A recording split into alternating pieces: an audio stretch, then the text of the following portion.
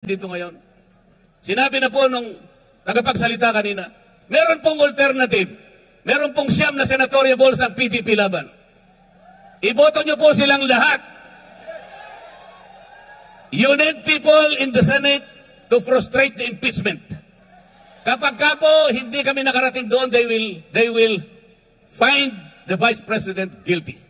Ganun po ang mangyayari. It's a numbers game. Kaya po nakikiusap kami. Please send us to the next Congress.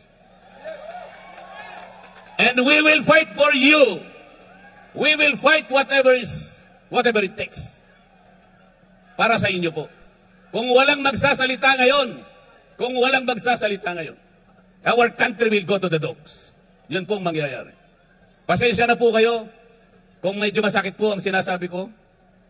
Pero ang kakapal naman nila, di naman yata tinatablad yung mga mukha ng mga tao na yan.